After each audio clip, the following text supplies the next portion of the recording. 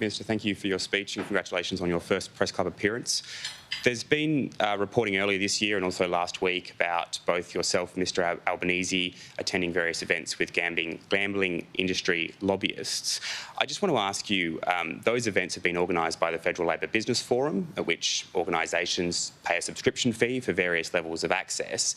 Do you as a minister have a choice about whether you attend those events, or are you required to? I very much appreciate your question. It gives me the opportunity to acknowledge that there is a large amount of community concern in this area about the impacts of gambling and gambling advertising more generally, which I have covered in my address. I'd like to say from the outset that I have at all times and will continue to comply with all rules in relation to disclosure and donations, that every Member of Parliament must comply with this and every political party must comply with this. I intend to continue participating in fundraising activities and also meeting with a wide variety of stakeholders relevant to my portfolio. But at all times will I continue to comply with those disclosure requirements. I made an announcement earlier this year that I would no longer accept donations or hospitality from gambling companies.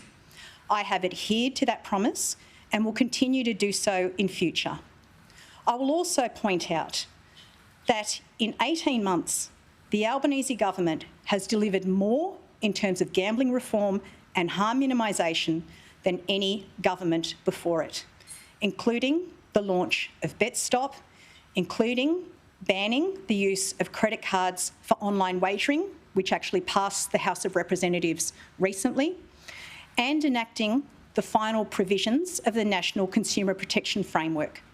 We have proof points that demonstrate our commitment and our delivery when it comes to harm minimisation. On the broader issue of donations and disclosure more generally, I know that my colleague, Minister Farrell, is undertaking an important piece of work in this area through JSCEM and is open to all ideas about how we can further improve democracy in this country.